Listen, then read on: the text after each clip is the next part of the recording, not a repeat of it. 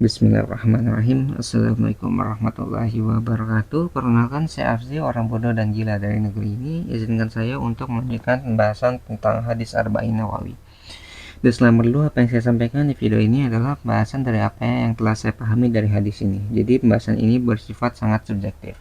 Oke, kita mulai masuk ke isi dari hadis ke-12. Judulnya adalah meninggalkan sesuatu yang tidak bermanfaat. Nah, kita mulai dari sejarah atau bahasan hadisnya. Nah, hadis ini disampaikan oleh Abu Hurairah radhiyallahu anhu. Ia berkata, Rasulullah Shallallahu alaihi wasallam bersabda, di antara tanda kesempurnaan Islam seseorang, ia meninggalkan hal yang tidak bermanfaat baginya. Nah, pelajaran yang bisa kita ambil dari hadis ini, yang pertama yaitu kita harus bisa membangun pribadi atau lingkungan yang mulia. Nah, bagaimana kita bisa membangun pribadi atau lingkungan yang mulia ini? Yaitu contohnya adalah kita bisa memanfaatkan waktu dan tenaga sebaik mungkin, karena waktu dan tenaga itu sangat terbatas dalam satu hari ya. Misalnya satu hari itu waktu sangat terbatas 24 jam. Bagaimana kita bisa membagi waktu, bagaimana kita bisa memanfaatkan waktu dengan baik gitu. Antara waktu istirahat, waktu bekerja, waktu misalnya bermain gitu. Itu harus tahu bagaimana pembagiannya supaya kita bisa memaksimalkan waktu yang ada 24 jam tersebut. Sama juga dengan tenaga yang kita punya itu sangat terbatas juga. Kita kan manusia nih, butuh istirahat, butuh bekerja dan sebagainya. Itu kan membutuhkan tenaga juga. Jadi ketika kita bekerja itu pasti menghabiskan tenaga. Nah, bagaimana kita memanfaatkan tenaga yang ada untuk memaksimalkan hasil yang kita peroleh? Itulah menjadi pribadi atau membentuk lingkungan yang mulia gitu. Jadi jangan sampai kita menyia-nyiakan waktu atau tenaga yang ada pada diri kita.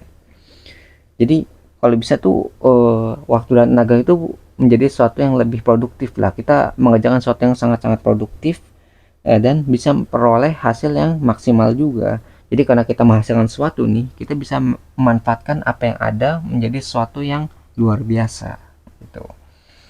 Jadi salah satu manfaat lainnya ketika kita bisa memanfaatkan waktu dan tenaga yang kita punya, kita bisa menyembuhkan diri kita untuk sesuatu yang bermanfaat dan menghindari perbuatan-perbuatan maksiat. Jadi karena kita sudah sibuk dengan sesuatu yang bermanfaat gitu, itu bisa menghindarkan diri kita dari sesuatu yang buruk atau suatu perbuatan yang maksiat.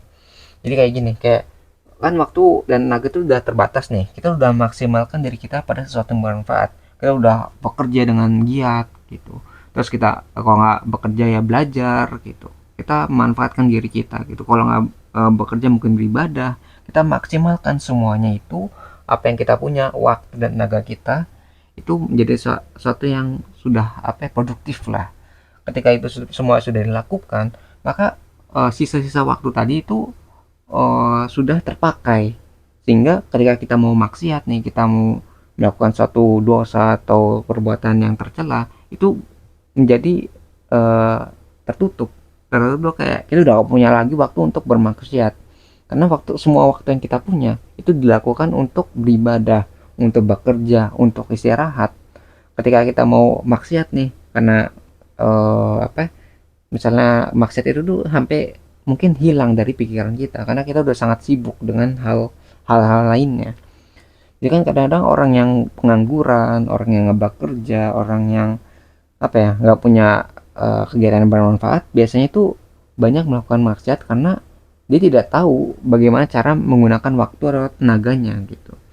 Jadi ketika waktu dan tenaga itu habis untuk hal yang bermanfaat, maka perbuatan maksiat itu mungkin bisa dihindari gitu, karena kita udah habis duluan gitu, udah habis untuk sesuatu manfaat, jadi porsi untuk perbuatan maksiatnya itu menjadi tidak ada gitu. Jadi ya bisa kita bisa menghindari sesuatu yang tadi perbuatan maksiat tadi gitu kan. Lalu dari hadis ini kita juga bisa mempelajari tentang prinsip dari manajemen waktu.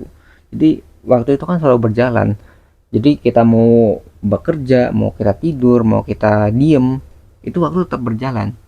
Jadi bagaimana kita memanfaatkan waktu yang berjalan tadi supaya lebih maksimal. Jangan sampai waktu yang berjalan tadi kita sia-siakan sehingga kita tidak bisa mendapatkan apa-apa dari waktu yang berjalan tadi. Gitu. Jangan sampai seperti itu. Lalu kita juga mengetahui bahwa waktu itu tidak bisa diulang gitu. Sebagaimana kita sudah menjalani waktu setiap detiknya, setiap menitnya, jam, hari, dan sampai sebagaimana tahunnya gitu, kita nggak bisa mengulang waktu-waktu tadi. Waktu kita kecil, waktu kita remaja dan dewasa itu nggak bisa kita ulang.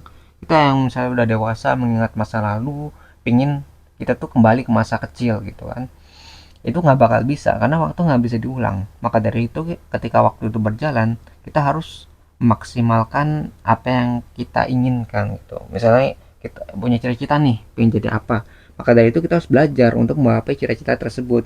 Jangan sampai kita menyesal, kita udah besar, udah lewat waktunya, kita malah menyesal dengan apa yang kita punya sekarang karena kita tidak berusaha dengan maksimal di masa lalu gitu. Jangan sampai seperti itu karena waktu nggak bisa diulang. Nah, waktu juga nggak bisa dibeli karena kan apa ya, waktu itu sesuatu yang abstrak ya, selalu berjalan dan nggak bisa diulang, nggak bisa kita beli juga gitu kan. Maka dari itu kadang-kadang waktu tuh bisa lebih mahal daripada uang karena ada tuh orang yang membeli pesawat pribadi untuk kebutuhannya, karena pesawat pribadi itu bisa menghemat waktunya. Kalau misalnya dia pakai pesawat yang komersial itu kan sudah ditentukan tuh waktu-waktunya gitu, sedangkan dia harus uh, terbang ke tempat yang lain dalam waktu singkat gitu. Jadi nggak apa ya, karena dia nggak punya waktu untuk ngikutin jadwal orang lain, maka dia membeli jet pribadi gitu, pesawat pribadi supaya bisa maksimalkan waktu yang dia punya, karena waktunya itu lebih mahal daripada dia harus menunggu gitu kan. Gitu. Ketika dia menunggu, waktunya akan terbuang sia-sia. Gitu. Jadi itu ada beberapa orang ya yang waktunya itu sangat mahal sehingga dengan membeli jet pribadi dia bisa menghemat waktunya, menghemat uangnya gitu kan. Gitu. Terus sebagai muslim itu juga kita bisa mempelajari di hadis ini ya, bahwa muslim itu adalah seorang yang bisa menjaga dirinya. Nah, menjaga diri itu bagaimana? Kita bisa memandang dari ini nih, sisi secara vertikal dan horizontal. Nah, bagaimana secara vertikal? Nah, kalau secara vertikal menjaga diri itu berarti kita bisa menjalankan perintah dan menjauhi larangannya. Larangan yang telah Tuhan berikan. Jadi kan di Al-Quran tuh ada tuh kan, ada larangan, ada perintah. Ketika kita menjalankan perintah dan menjauhi larangan, berarti kita sudah menjaga diri kita secara vertikal, menjaga hubungan kita dengan Tuhan, terus menjaga agar kita tetap apa ya, diakui gitu, kita tetap diakui sebagai pengikutnya Allah gitu. Itu secara vertikal. Lalu bagaimana secara horizontal? Kalau secara horizontal itu berarti secara sama manusia, jadi secara kayak orang antar orang gitu, secara habul minanas sama ya habul minallah kan tadi kan antara Allah dan diri kita. Kalau habul minanas berarti antara diri kita dengan manusia lainnya. Itu bagaimana caranya supaya kita bisa menjaga hubungan manusia kita? Itu dengan cara kita bermanfaat dan tidak merugikan orang lain. Simpel seperti itu. Kalau bermanfaat tuh berarti kan kita misalnya bekerja, kita membantu orang lain supaya apa yang kita punya itu bisa bermanfaat bagi orang lain. Kalau misalnya tidak merugikan orang lain, berarti kita jangan sampai kita mengambil hak-hak yang bukan punya kita gitu kan. Kalau misalnya ada barang orang lain, kita jangan sampai mengambil barang orang lain tersebut gitu, karena kalau kita sudah muslim berarti harta dan nyawanya itu haram bagi muslim lainnya. Maka dari itu kita jangan sampai merugikan orang lain gitu. Bermanfaat juga sama sama apa ya, maksudnya itu sebagai kita juga harus bisa saling mengingatkan, saling misalnya berdakwah gitu kan, saling mengingatkan kebaikan gitu. Jangan sampai teman kita sendiri lupa gitu, dibiarkan ketika mereka melakukan kesalahan. Jangan sampai seperti itu gitu. Lalu pelajaran selanjutnya adalah bahwa hadis ini tuh bisa menjadi indikator kuat atau lemahnya iman. Karena kalau misalnya dia tahu atau percaya imannya itu kuat, bahwa segala perbuatan itu pasti memiliki pertanggungjawaban. Jadi karena segalanya itu memiliki pertanggungjawaban, dia akan berhati-hati dengan apa yang dia lakukan. Dia akan maksimalkan atau manfaatkan waktunya gitu dan tenaganya untuk melakukan hal-hal yang bermanfaat dan menghindari sesuatu yang merugikan atau tidak bermanfaat bagi dirinya gitu. Karena Kalau misalnya imannya kuat, dia percaya bahwa apapun yang kita lakukan pasti ada pertanggungjawabannya gitu. Kalau imannya lemah, ya dia akan berbuat sesuka dia, karena dia merasa bahwa apapun yang dia lakukan ya udah, itu kan untuk keuntungan dirinya gitu. Jadi ini untuk mengetes gitulah, untuk menguji kuat atau lemahnya iman seseorang. Yaitu dengan cara melihat seseorang itu bisa memanfaatkan waktunya dengan baik nggak, tenaganya bagaimana gitu, dengan kesehariannya gimana gitu, apakah kesehariannya sangat baik atau sangat bermanfaat gitu, atau kesehariannya malah merugikan orang lain gitu. Kita bisa lihat gitu. Itu sebagai indikator lah. Lalu ya, pelajaran yang bisa kita ambil dari hadis ini adalah, hadis ini tuh kita harus bisa membersihkan hati kita saat kita melakukan sesuatu. Jadi segala sesuatu kan itu dilakukan dengan niat gitu. Niat dulu nih, oke. Ketika kita mau bekerja, oke, niat kita apa? Kalau misalnya kita tuh untuk Allah, maka niatkan untuk Allah supaya waktu ini bisa bermanfaat gitu. Misalnya kita mau belajar, ya belajar tuh kan berarti kita memanfaatkan waktu dengan baik. Kita niatkan, ya Allah, dengan ilmu ini semoga engkau bisa memberkahi ilmu tadi, yang mau yang kita pelajari, supaya ilmu tadi itu bisa digunakan untuk apa ya, kebermanfaatan bersama misalnya gitu. Dengan mengetahui ilmu yang kita pelajari, kita bisa mempelajari atau bermanfaat bagi orang lain gitu. Kalau misalnya selain dari ilmu, mungkin bekerja gitu. Saya bekerja, kita niatkan, ya Allah, saya niatkan misalnya saya bekerja ini, nanti uang dari hasil bekerja ini itu untuk menghidupi keluarga gitu. Jadi kita niatkan apapun yang kita lakukan supaya bisa bermanfaat bagi diri kita ataupun orang lain di sekitar kita gitu. Dan kita niatkan apapun yang kita lakukan itu menjadi ibadah gitu. Jadi kan termasuk ya, kalau misalnya orang yang udah punya keluarga nih ya, itu kan ya harus menafkahi keluarganya.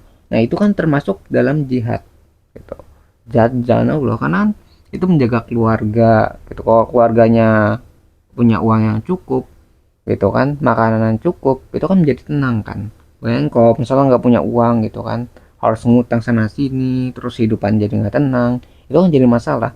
Ketika keluarga bermasalah, maka mungkin keturunannya kayak anak turunannya itu akan bermasalah juga gitu. Padahal Islam itu adalah generasi yang turun temurun juga, jadi harus dijaga itu. Antara kalau keluarganya baik, maka keturunannya harus juga baik juga pastinya, seperti itu.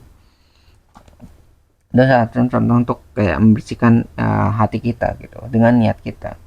Jadi kalau kita mau melakukan sesuatu, kita niatkan untuk Allah dan untuk bermanfaat gitu, kebermanfaatan bersama.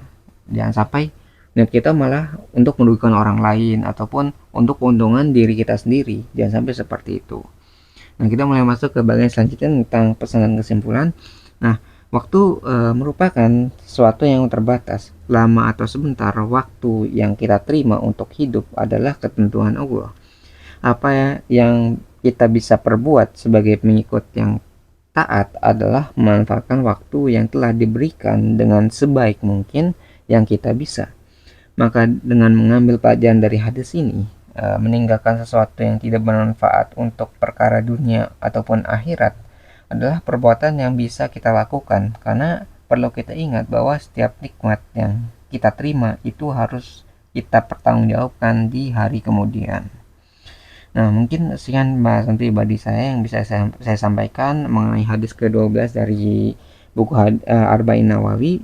Sebelum saya akhiri, saya ingin menyampaikan, jika ada kebenaran, maka itu semua bersumber dari Tuhan yang Maha Kuasa, dan jika ditemukan banyak kesalahan ataupun kekurangan, maka itu semua bersumber dari diri saya pribadi. Di channel kita juga ada moto, jangan didengar, jangan dipercaya, ragukan segala pilihan, dan selalu buktikan bahwa pendapat saya itu salah. Lalu jelaskan di mana letak kesalahannya. Saya menunggu jawaban Anda, wahai orang-orang pintar dan waras di luar sana, karena orang yang bodoh dan gila ini sangat membutuhkan bantuan kalian. Terima kasih bagi yang sudah menyimak videonya, semoga bisa bermanfaat. Saya akhiri kalimat wassalamualaikum warahmatullahi wabarakatuh. Saya Afzi, pamit undur diri, kita ketemu lagi di pembahasan selanjutnya, insya Allah.